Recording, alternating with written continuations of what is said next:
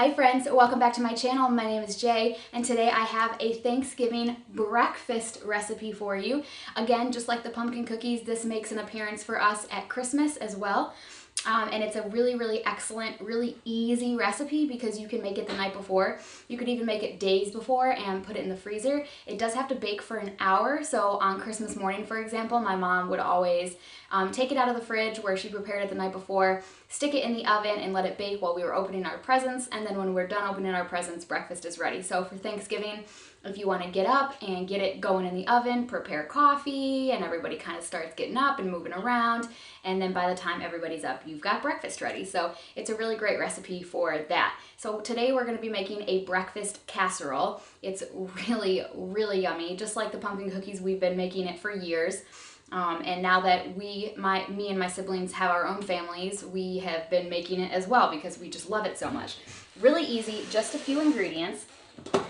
You're going to start with a casserole dish, whatever size you want. Just keep in mind, if you go with kind of a taller, shorter casserole dish, it's going to be thicker and will likely have to bake longer. So just keep that in mind.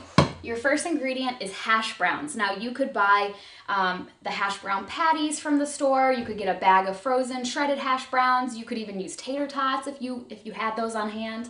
Of course, what would this channel be if I didn't teach you a homesteading hack? If you want to make hash browns from actual potatoes, it's actually very easy. You just want to get your box grater and your potatoes, and I have one potato left here. And you're just going to use your box grater to shred your potato. And I already have some here that I went ahead and shredded. You're going to put all of your shredded potato in a bowl of water, nothing special about it, just a bowl of water from the sink, and let it sit in there for 10 minutes, strain off the water, fill it again with water, and let it sit another 10 minutes. And you want to do this for a couple of reasons. So when you grate a potato, all of those natural starches in the potato gets released, especially when you're cutting it into such tiny pieces. And your potatoes can actually turn gray, and it's just not very appetizing looking. And then also, the starch that has turned the potato gray can also cause the outside of the potato to become really gummy and sticky. And so by soaking it in the water, rinsing it, and repeating, you're washing all of that extra starch out of the potato, and you're going to end up with a really pretty, really crispy product when you're done cooking it. And it's going to look like what you expect hash browns to look like. I do not remove the peels from mine. I like them being in there. I think it really adds to the rustic feel of the breakfast. But you're free to do that if you want. So now all I'm going to do is get a piece of cheesecloth. I'll drain this out, get a piece of cheesecloth, and remove as much excess water from these potatoes as I can. Obviously, doing so will speed up the baking process. Alright, so we've got our hash browns ready to go. You're going to take your casserole dish, spray it, or, you know, however you want to do that, butter, whatever. Get that prepared. And then the first layer is the hash brown. So you can go ahead and take whatever product you're using, store-bought, hand shredded, whatever you want to do here, and get that in the bottom of your casserole dish. These hash browns feel really nice, and actually I've seen a lot of people dehydrate them from this step, and I could absolutely see that working. With the way that these feel, I mean, they feel fantastic, so I could definitely see that being a thing. Now for the protein, I love breakfast sausage. I am such a sucker for breakfast sausage, but you could also, my mom, the first several years she made this, used cubed ham. You could do that. You could do bacon. You could do like a chicken sausage. You could do whatever you wanted to do.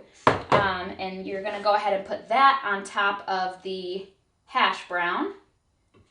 And make sure if you do use sausage, remember that this is going to be in the oven for an hour. So I don't overcook my sausage. In fact, there's several little pieces in here that are still pretty pink because it's going to continue to cook for a while. Perfect. And then here I've got about 2 cups of shredded cheese. I just shredded up the little odds and ends pieces that were in my fridge. So I've got a few different cheeses here. Whatever cheese you prefer. Here I have cheddar, mozzarella, and a little bit of Monterey Jack that I had left in the fridge. And you're just going to spread that on top of your sausage. You could go really cheesy, you could go less cheesy, you could do whatever you wanted to do. Also, I want to mention that in the sausage mixture, when you're cooking it on the stove, that would probably be the time to add in whatever veggies you want. I don't think we have ever added veggie to it before, but you could absolutely add a little onion, a little spinach, some pepper, whatever you wanted to add in there to get a little veg. You could even, if you're trying to get your kiddos to eat some veggie, you could absolutely shred some zucchini in there and they'd never know. So that's an option. All right, so that's all good. I'm just gonna use my cheese bowl here. We, at this point, are going to add, I always do 7 eggs. The recipe that my mom gave me said to do 8 to 9. 7's my lucky number and it's always enough. So I'm gonna do 7, but do however many you want. Somewhere between 7 and 9 eggs. These are store-bought eggs, and it's the winter time and it's my girls' first year laying. I still only have 2 of them laying, and they're actually laying, the 2 that are laying very consistently, so I'm very excited about that. So I don't have enough to justify for this casserole, but someday I will, and that'll be really fun. To your eggs, you're gonna add 1 cup of milk. And then this is your opportunity to add in whatever spices you want. I'm going to add in some pepper, quite a bit of pepper. I'm definitely a pepper girl. I love pepper. I'm gonna add some salt, but I always go light on the salt because Tom's not a big salt guy. And I also only have sea salt in the house right now. And then I'm also going to add a heavy dash of ground mustard. And let's see, I think I wanna add couple other little things. Let's do some garlic salt. I think next time when I cook the sausage, I'll add some minced garlic in there. That'll be really good. And then let's do some paprika just for fun. This is totally up to you. The only things that I recommend, like really suggest you doing, are the salt, the pepper, and the ground mustard. The rest of them are just kind of whatever you want to do. Go ahead and get that all nice and mixed up.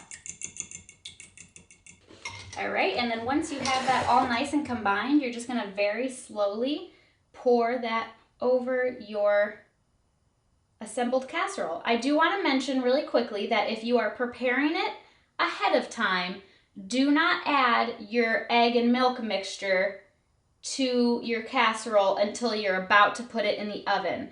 My mom often prepares this for us as like a little gift. She usually does that at Christmas time. Because we celebrate Christmas on Christmas Eve, so that we can each individually have our Christmas morning with our individual families. And so she'll prepare each of us a breakfast casserole to bake in our own homes Christmas morning.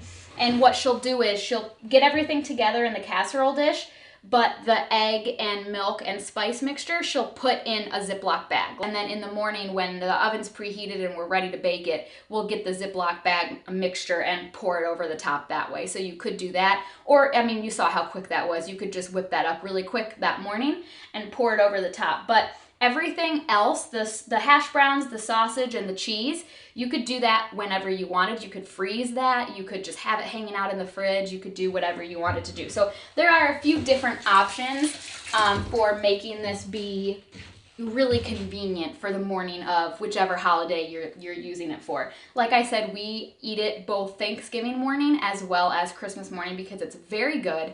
It's very filling and hearty. So it really tides you over until we eat dinner really early. We're like a 2 o'clock family, so it definitely holds us over until it's time to eat the holiday meal. The last thing you want to do is cover it with aluminum foil. You are baking this at 350 for 1 hour. Set an alarm, don't forget about it.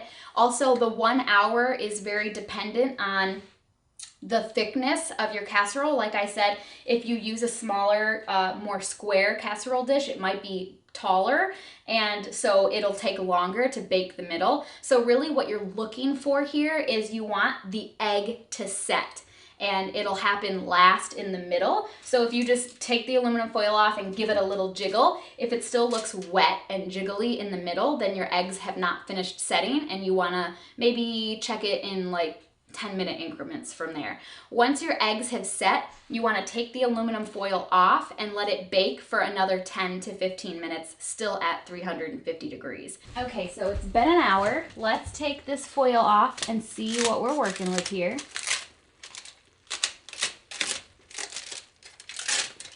The cheese is going to be a little bit stuck to the foil. It always is. It's not that big of a deal. Usually I actually spray the piece of foil and I just forgot, but it's not too bad. Oh my goodness, that looks amazing. So let's just give it a little shake. No jiggling. You can kind of tap it. It feels nice and firm, which tells me that the egg has set. So we're going to put this in for another 10-15 minutes, and that's going to let the top of this get nice and golden. Technically this has 4 more minutes, but I'm getting hangry.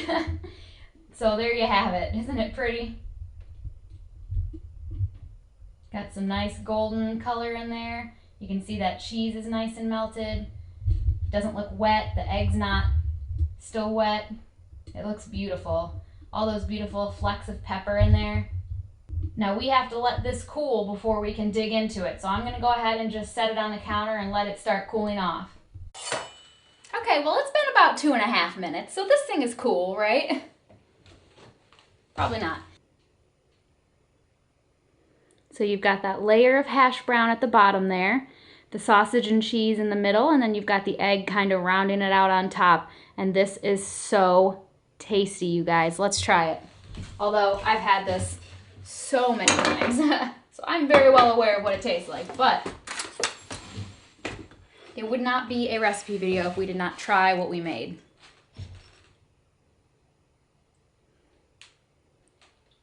Mmm. Mmm.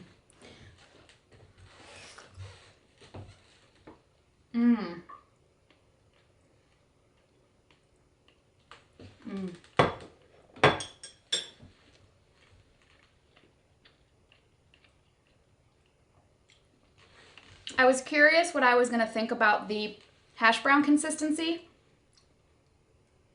and my honest opinion is that it's no different from the shredded hash browns that you buy at the store. It tastes the same and feels the same. All right, you guys, well, I hope that you give this recipe a chance because it's excellent for feeding, you know, a pretty good sized family, even just the one serving. It's easy, it's affordable. You likely have at least most of the ingredients on hand. The potato might be the only thing that's a little tricky. And like I said, when you have it baking in the oven, it's kind of no fuss, and you can get coffee going, you can have a nice morning with your family, and by the time everybody's up and hungry and ready to start eating, it'll be done. Easy peasy. Happy holidays to all of you, and I can't wait to see you next time. Be blessed, friends. Bye.